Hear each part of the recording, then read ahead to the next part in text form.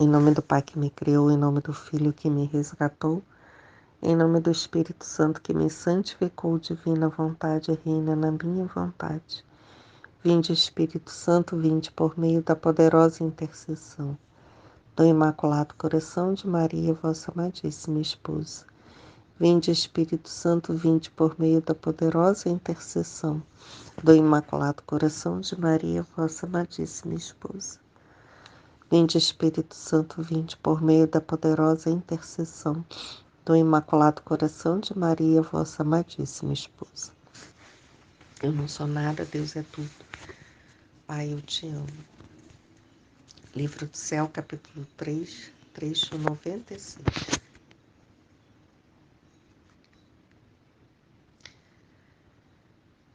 Os castigos servem para o bem das criaturas.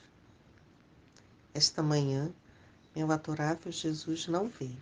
Depois de muito esperar, veio e me disse: minha filha, a melhor coisa é pôr-te em mim e em meu querer. Então, pondo-te em mim e sendo eu paz, ainda que visses mandar castigos, ficarias em paz, sem sentir perturbação. E eu, Senhor, estás sempre nisso no castigo. Acalma-te de uma vez e não castigues mais. Além disso, não posso me abandonar em seu querer nisso. Ele acrescentou: não posso me aplacar. O que diria se visses uma pessoa nua que, em vez de cobrir a sua nudez, prestasse atenção a adornar-se com bagatelas, deixando as partes mais íntimas expostas à nudez? E eu ficaria horrorizada de vê-lo e certamente desaprovaria. E ele, pois bem, assim são as almas nuas de tudo, não têm mais virtudes que cubram. Por isso é necessário que as golpeies, castigue-as, as despoje, para fazê-las entrar nelas mesmas e que se fixem na nudez de suas almas, coisa mais necessária que a do corpo. E se isso não fizesse, prestaria mais atenção às bagatelas como a pessoa desaprovada por ti, as quais são coisas que se referem ao corpo, e não prestaria atenção à coisa mais essencial que é a alma, a que tornaram-se tão monstruosa que não se reconhece mais. Depois disto, parecia-me que tinha na mão uma pequena couraça que, passando-a por detrás do pescoço, me amarrava e depois amarrava o seu a essa mesma corda, que assim fez ao coração e às mãos, e com isto parecia que me amarrava toda ao seu querer. Tendo feito isto, desapareceu. O Senhor sempre fala, né, em alguns capítulos, né, não sei identificar até qual, mas fala muito dos castigos, né? Mas ele fala dos castigos como servem para o bem das criaturas. Não o castigo, né, para o mal. Deus, a única coisa que ele não pode fazer é deixar de amar, né? E se ele castiga, é por amor, né? Como nós precisamos mudar, né? Eu falo, né, primeiro por mim, essa ideia, né, de que Deus não castiga, que como o castigo, né, é um grande mal e que a gente precisa pedir a Deus a cura, a libertação, a prosperidade. Não é nada disso. Isso tudo é ilusão.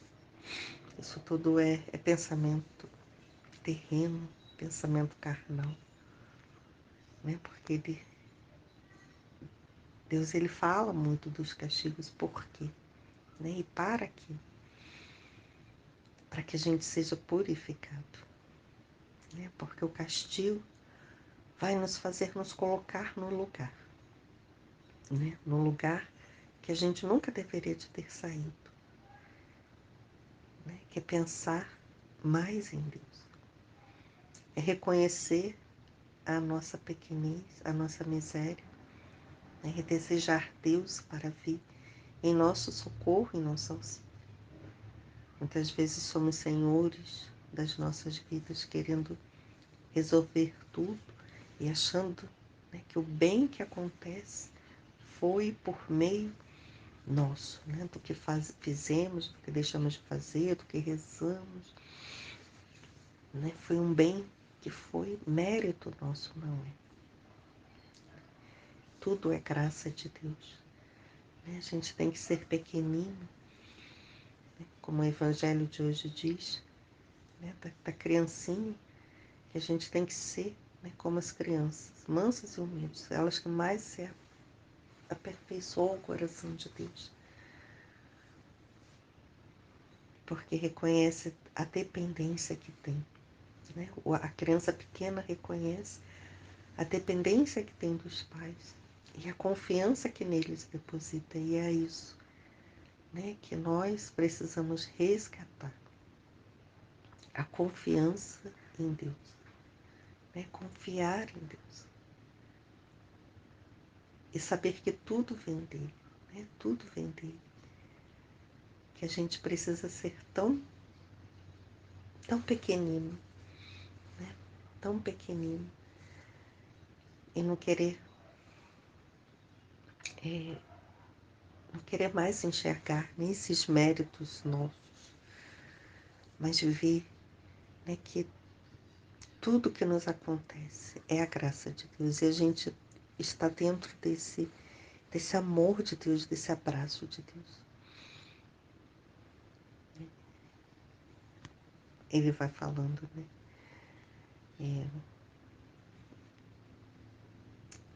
Aqui no trecho 2, minha filha, melhor coisa é pôr-te em mim e em meu querer.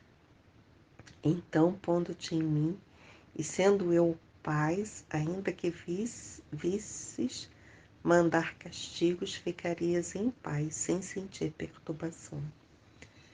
Esse trecho é muito forte, né? Porque ele nos leva a refletir como agimos diante das situações que nós passamos, o nosso individual particular, né? Ou a nível de humanidade, hoje estão enfrentando tantas situações, né, da natureza, terremoto, de tsunami, chuvas fortíssimas que ruas viram rios, né? Isso aos nossos olhos, né? Algumas vezes eu lembro de situações que passavam eram distantes, mas hoje a gente vê tão próximo aqui no Brasil acontecendo, né, essas chuvas de colocar cidades imersas, né? Coisas que a gente nunca imaginou ver, né? A gente não imagina passar por isso. Mas é tão forte esse trecho, né, que ele diz que é a melhor coisa é pôr-te em mim e em meu querer. É, é pensarmos com o pensamento de Deus, é desejar estar nele, né, guardado nele, e aceitar o querer de Deus. Como ele fala no texto, no título, né, que os castigos servem para o bem das criaturas.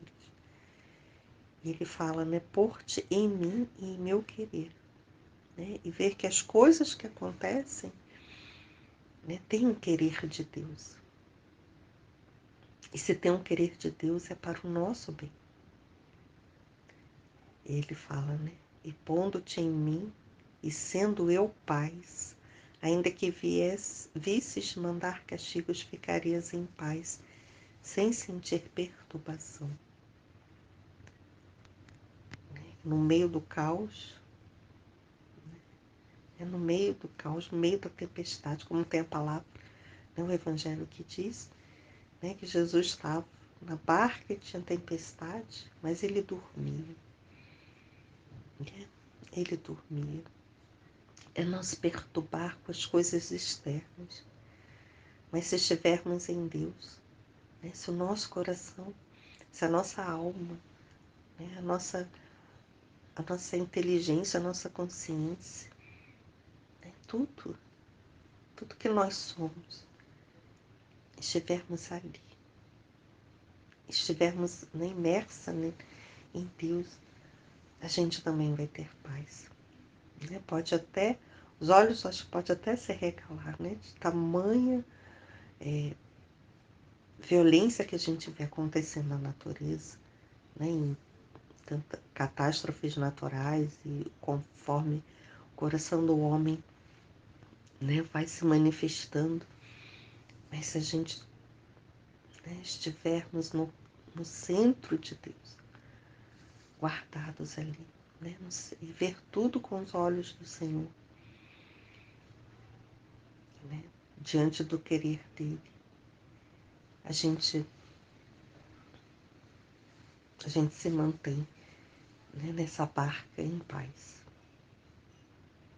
tranquilos, né, porque sabe que Deus está no comando, né, e se Ele permite, é porque Ele quer tirar um bem. E a gente, né, como a Aline sempre fala, Jesus sempre fala, né, que a gente tem que desejar as coisas dele, né, e não ter apego às coisas dessa terra. Porque se a gente tiver, a gente vai, né, vai afundar, né, como Jesus chamou Pedro para ir ao encontro dele sobre as águas, né, mas quando Pedro olhava para baixo, né, quando Pedro olhava para as coisas da terra, o mundo ali, ele se afundava. Né, mas quando ele olhava para Deus, ele levantava o olhar, né, fixava no olhar de Deus, entrando, né, nesse querer divino, ele andava sobre as águas. Esse trecho 2 aqui, ele é muito, nossa, ele tem muitas palavras, né? Ele é muito rico. Essa palavra ela é criativa, né? Porque ela vai produzindo em nós essa transformação. Né? Tem coisas que podem nos deixar meio preocupados, né? Tirar nossa paz, mas é voltar, né, a Deus. O que Deus quer disso. Né? E eu vou me descansar nele. Não vou ficar preocupada querendo mandar em Deus para que Ele, né, mandar em Deus para que Ele me obedeça e faça o que eu estou mandando.